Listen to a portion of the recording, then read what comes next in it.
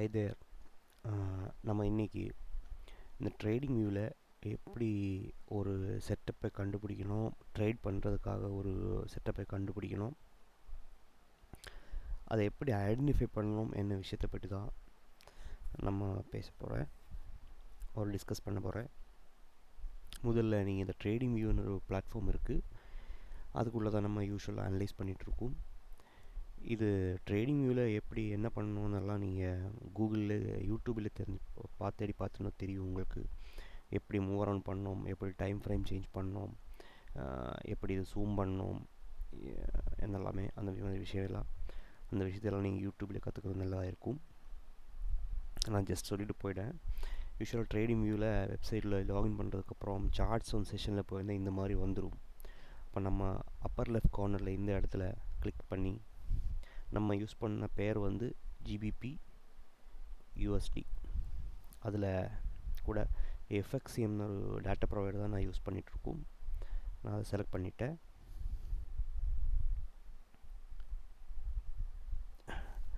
இதில் GBP USD பக்கத்தில் 1 minute 3 minute 5 minute அந்த மாதிரிலாம் இருக்கும்.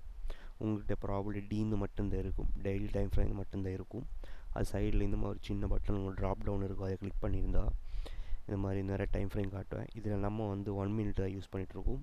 நான் இது ரெகுலராக யூஸ் பண்ணிட்டுருக்கனால இந்த ஓரமாக சைடில் கொண்டு வரும்போது ஸ்டார் பட்டன் இருக்கும், அதை கிளிக் பண்ணியிருந்தால் இந்த மாதிரி எல்லோ கலர் வந்துடும். அதுக்கு அர்த்தம் அது என்னோடய ஃபேவரைட்டை நான் செலக்ட் பண்ணி வச்சுருக்கு. அப்படி வச்சுருந்தா இந்த மாதிரி எல்லாமே சேஞ்ச் ஆகி 1 மினிட் கேண்டில் வந்துடும். 1 மினிட் கேண்டில்னால் இந்த ஒரு கேண்டிலோட டேட்டா என்ன ரெப்ரசன்ட் பண்ணுன்னா அந்த 1 மினிட்டில் அந்த பர்டிகுலர் டைம் ஃப்ரேமில் என்ன நடந்திருக்கு, அது பை நடந்திருக்கா செல் நடந்ததுன்னு காட்டிகிட்ருக்கும். ஓகே, இதில் நம்ம ஜிபிபி யூஎஸ்டி தான் யூஸ் பண்ணிகிட்ருக்கோம் ட்ரேடிங்காக. 1 மினிட் தான் நம்மளோட டைம் ஃப்ரேமு. இந்த கீழே ஒரு டைம் ஃப்ரேம் ஸ்கேல் இருக்கும், அது நமக்கு தேவையில்லை, மேலே இருக்கிற மட்டும்தான் நமக்கு யூஸ் இருக்கும். இன்னி நம்ம இதில் ஒரு இண்டிகேட்டர் இதில் ஆட் பண்ணோம். அந்த இண்டிகேட்டர் பேர் வந்து எப்படி ஆட் பண்ணணும்னு கேட்டிருந்தா, மேலே ட்ரேயில் ஒரு மவுஸ் இப்படியே கொண்டு வரும்போது இந்த மாதிரி ஒரு ஐக்கன் இருக்கும். அது மேலே மவுஸ் வைக்கும்போது இண்டிகேட்டர்ஸ் மெட்ரிக்ஸ் அண்ட் ஸ்ட்ராட்டஜிஸ்ன்னு காட்டும். அதில் கிளிக் பண்ணுங்கள். அப்போ இண்டிகேட்டரில் நம்ம பிபின்னு டைப் பண்ணோம். BB means Bollinger bands. Okay, இதை செலக்ட் பண்ணோம் ஒரு வாட்டி. அப்போது இந்த மாதிரி ஒரு சேனல் மாதிரி ஒரு திங் நம்ம சார்ட்டில் ஆட் பண்ணிவிடும். இந்த ஆட் பண்ணியிருக்கிற பாலிஞ்சர் பேண்ட் என்ன யூஸ் பண்ணியிருக்கிட்டு இருந்தால் இந்த 20 டே எக்ஸ்போனன்ஷியல் மூவிங் ஆவரேஜோட டீவியேஷன்ஸ் தான் காட்டிகிட்ருக்கும். இது என்னெல்லாம் அதை டீப்பாக போக தேவையில்லை, அது காமனாக செட் பண்ணி வச்சுருக்கோம். அந்த மாதிரி ஃபேமஸாக இண்டிகேட்டர் நிறைய பேர் யூஸ் பண்ணிகிட்ருக்கோம், நம்மளும் அதை யூஸ் பண்ணிகிட்ருக்கோம். ஆனால் கொஞ்சம் டிஃப்ரென்ஸில் நம்ம யூஸ் பண்ணிகிட்ருக்கோம். என்ன எங்கேயெல்லாம் யூஸ் பண்ணோம் நான் காட்டுறேன். அப்போது இந்த இண்டிகேட்டரை ஆட் பண்ணுறதுக்கப்புறம் நீங்கள் என்ன பண்ணணும்னு கேட்டிருந்தா, எவ்ரிடே 12:30 தான் நம்ம செக் பண்ணோம். நமக்கு 12:30 தான் வேலை ஆரம்பிக்கும், அதுக்கு முன்னாடி வேலையே இல்லை. 12:30 வரைக்கும் போனோம். நான் பின்னாடி இருக்கிற டேட்டா தான் எடுத்து காட்டிகிட்ருக்கோம். இப்போது இங்கே வந்து 12:30. ஓகே, 12:30 தான் நமக்கு ட்ரேடு ஆரம்பிக்கும். அப்போது 12:30 அங்கே நிற்கிடும், ட்ரேடு ஆரம்பிக்கும். நம்ம என்ன செட்டப் வந்து முதல்ல சொல்கிறேன். இந்த மார்க்கெட்டில் ப்ரைஸு, அதாவது இந்த கேண்டில் ஸ்டிக்கு வந்து இப்படியே வந்துட்டுருக்கும். ஓகே, இப்படியே வந்து நிற்பேன். ஆனால் இப்படி வந்து நிற்கிற டைமில் இந்த பாலிஞ்சர் பேண்டு உங்களுக்கு பார்த்துருந்தா ஒரு ரிவர் மாதிரி, ஒரு பேண்டு மாதிரி இப்படியே போயிட்டுருக்கும். மொத்தமாக 3 பேண்ட் இருக்கும்.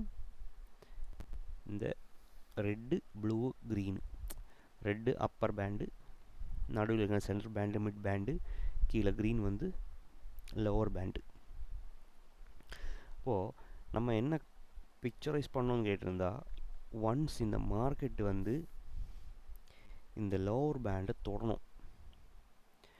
சம்டைம்ஸ் டச் மட்டும் இல்லை, எனக்கு கொஞ்சம் கீழே கூட வந்துடும்.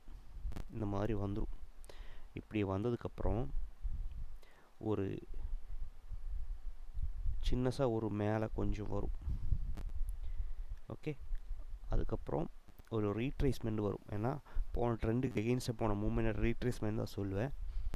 அந்த ரீட்ரேஸ்மெண்ட் கொஞ்சம் தூரம் இப்படியே வரும். வந்ததுக்கப்புறம் நல்லா மேலே போகும்னு நம்ம எக்ஸ்பெக்ட் பண்ணுறேன். ஓகே, அப்போது ஒன்ஸு மார்க்கெட் இப்படியே கீழே வந்து இந்த பாட்டம் லைனை டச் பண்ணுறதுக்கப்புறம் ஒரு புஷ் பேக் மேலே வந்துடும். அதுக்கப்புறம் ரீட்ரேஸ்மெண்ட் வரும். இந்த கீழே லோவர் பேண்டை டச் பண்ணோம், அதுதான் நம்மளோட ஃபஸ்ட்டு ரூல். செகண்ட் ரூல் வந்து இந்த ரீட்ரேஸ்மெண்ட் கொஞ்சம் கீழே வருதுல்ல, இது எந்த காரணத்தாலையும் இந்த லோவை உடைக்கவே கூடாது.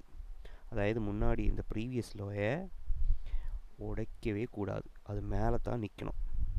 ஆனால் எப்போ வந்து இவன் வந்து இந்த ஹையை திரும்ப மேலே போக ஆரம்பிக்கும்ல, இப்போ இந்த ஹையை எப்போ உடைக்குதோ அந்த டைமில் நம்ம பை எடுக்கணும். இது மேலே இருந்து வந்து ஒன்றாவது ரூல் கீழே டச் ஆகணும், ரெண்டு இந்த சின்ன மேலே வரணும், கொஞ்சம் கீழே வரும். ஆனால் எந்த காரணத்தாலோ உடைக்கக்கூடாது. எப்போ இந்த ஹையை உடைக்குதோ நம்ம பை எடுக்கணும். இதுதான் நம்மளோட வேலையை. இந்த செட்டப்பை இதில் ஐடென்டிஃபை பண்ணுறது தான் நம்மளோட வேலை. ஓகே, நம்ம ஒரிஜினல் மார்க்கெட்டில் எப்படி இருக்குன்னு போய் பார்த்துடலாமா? அதுக்கு முன்னாடி செல்லுக்குடி எப்படின்னு காட்டிட்டு போயிடான். செல்லுக்கும் இந்த சேம் சினாரியோ தான், ஜஸ்ட் ஆப்போசிட். இப்படி ஒரு ரிவர் மாதிரி போயிட்டே இருப்பேன் நம்ம பாலிஞ்சர் பேண்டு. அப்போ அதுக்குள்ளே மார்க்கெட்டு இப்படியே இருந்து ப்ரைஸ் இப்படியே வரும், மேலே ஹை பேண்டில் டச் ஆகணும். அதுக்கப்புறம் கொஞ்சம் ரீட்ரேஸ்மெண்ட் வரும், மேலே போகும். ஆனால் சொன்னில்ல நேரத்தை, எந்த காரணத்தாலையும் அவன் ஹை உடைக்கக்கூடாது. அதாவது ரூல் நம்பர் செல்லுக்காக ரூல் நம்பர் 1 ஹை டச் ஆகணும், கொஞ்சம் கீழே வரும். ஆனால் எந்த காரணத்தாலையும் இந்த ஹையை உடைச்சி டச் கூட பண்ணி மேலே போகாமல் இருக்கணும். எப்போ வந்து இந்த சின்ன லோயை உடைக்குதோ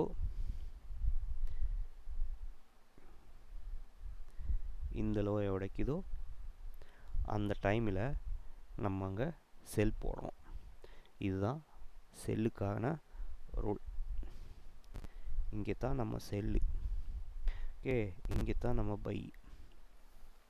ரூல் இஸ் சிம்பிள். நீங்கள் ஒரு பேப்பரில் கூட எழுதி வச்சு நோட் பண்ணி வச்சு ப்ராக்டிஸ் பண்ணுங்கள். இது எப்படி ஒர்க் ஆகுதுன்னு நான் மார்க்கெட்டில் காட்டுறேன்.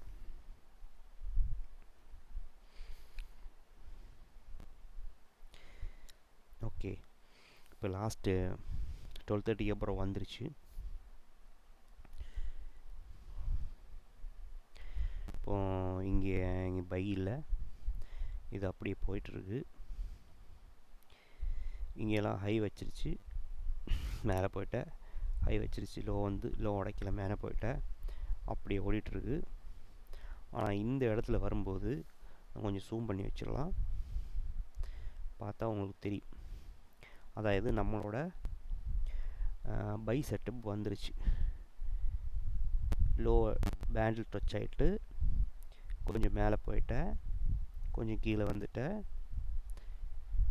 அவன் நேராக மேலே போயிட்டேன். பார்த்தீங்களா? இது அவன் மேலே இருந்து வந்து லோவர் பேண்டை டச் பண்ணி ஒரே கேண்டில் கொஞ்சம் மேலே வந்துட்டேன், ரீட்ரேஸ்மெண்ட் வந்துட்டேன். ஆனால் கீழே உடைக்கவே இல்லை. லோ வந்து இங்கே தான் இருக்குது, லோ உடைக்கவே இல்லை.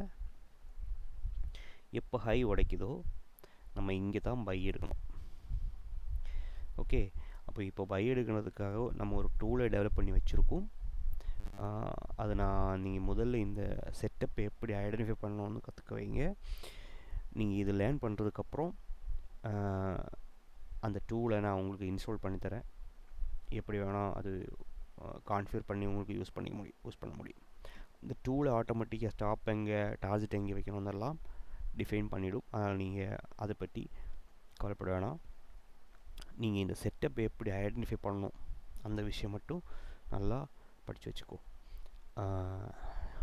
ரூல் நம்பர் 1, இந்த லோவர் பேண்டோட லோ பேண்டில் பைக்காக பாலிஞ்சர் பேண்டோட லோயிலையோ செல்லுக்காக பாலிஞ்சர் பேண்டோட ஹைலையும் டச் ஆகணும். ஆனால் அதுக்கப்புறம் ரீட்ரேஸ்மெண்ட் வரணும். ஆனால் அந்த ரீட்ரேஸ்மெண்ட் எந்த காரணத்தாலே லோ இல்லை ஹையை உடைக்கக்கூடாது. பைக் கேஸில் இந்த சின்ன ரீட்ரேஸ்மெண்ட்டோட ஹை உடைக்கும்போது பை எடுத்துடணும். செல் கேஸில் ஜஸ்ட் ஆப்போசிட்டு லோ உடைக்கும்போது செல் எடுத்துடணும். இவ்வளோ தான் நீங்கள் ட்ரை பண்ண வேண்டிய விஷயம். இவ்வளோ தான். இந்த விஷயத்தை டெய்லி 12:30 ஈவினிங் 8 o'clock வரைக்கும் இருக்கிற டைம் ஃபுல்லாக நீங்கள் இது வாட்ச் பண்ணி கண்டினியூஸாக இந்த சாம்பிள்ஸ் எடுத்து வைக்கணும். இதை நான் சொல்லது கேட்டு ஒரே ஒரு சாம்பிள் 1-2 பார்த்து அப்படியே விட்டு போயிருந்த எந்த யூஸும் இல்லை. இந்த சார்ட் பின்னாடி போங்க. எவ்வளோ தூரம் உங்களுக்கு போய் எடுத்து சாம்பிள்ஸ் கலெக்ட் பண்ண முடியுமோ அவ்வளோ சாம்பிள்ஸ் கலெக்ட் பண்ணி வைங்க. நீங்கள் எவ்வளோ சாம்பிள்ஸ் கலெக்ட் பண்ணுது அதை பார்த்து உங்களோட அண்டர்ஸ்டாண்டிங்கும் டெவலப் ஆகிட்டே இருக்கும். நீங்கள் நிறைய எக்ஸாம்பிள்ஸை பார்த்து தான் உங்களுக்கு இது அண்டர்ஸ்டாண்ட் ஆகும். இது ஹாலி கிரெயில் அப்படின்னு நான் சொல்லவே இல்லை. இதெல்லாம் சிலதெல்லாம் ஸ்டாப் இல்லாமல் போயிடும். அது நமக்கு அன்அவாய்டபுளான ஸ்டாப்பு. ட்ரேடிங்கில் வந்து ஸ்டாப் அடிக்கிறது அன்அவாய்டபுள் ஆகிற ஒரு திங்காக தான். அதனால தான் அது ஸ்டாப் அடிக்கிறதா இல்லையான்னு உங்கள் விஷயம் இல்லை. நீங்கள் ஜஸ்ட் ஐடென்டிஃபை பண்ணுங்கள். அது எப்படி எக்ஸிக்யூட் பண்ணலாம் நான் லேட்டர் சொல்கிறேன். நீங்கள் முதல்ல இது நல்லா படித்து வைங்க. ஐ மீன் மேக்ஸிமம் எக்ஸாம்பிள்ஸ் கலெக்ட் பண்ணுங்கள். நீங்கள் டெலிகிராமில் சென்ட் பண்ணுங்கள். அதுக்கப்புறம் நெக்ஸ்ட்டு கிளாஸில் இதை ட்ரேடிங் எக்ஸிக்யூஷன் டூல் எப்படி ஒர்க் ஆகுது, அது எப்படி ஒர்க் ஆகுது, அதுக்கு பின்னாடி எவ்வளோ ரிஸ்க் ரிவார்டெல்லாம் வைக்கணும், மணி மேனேஜ்மெண்ட் எவ்வளோ மணி ஸ்பெண்ட் பண்ணணும், அந்த மாதிரி விஷயம் எல்லாம் எப்படி செட் பண்ணணும்னால நான் லேட்டர் சொல்லித்தரேன். அதை விட இம்பார்ட்டண்ட்டாக நீங்கள் இது எப்படி உங்களுக்கு இது ஐடென்டிஃபை பண்ண முடியுது, அதுதான் முக்கியமான விஷயம். நீங்கள் அது முதல்ல படித்து வைங்க. Okay, thank you.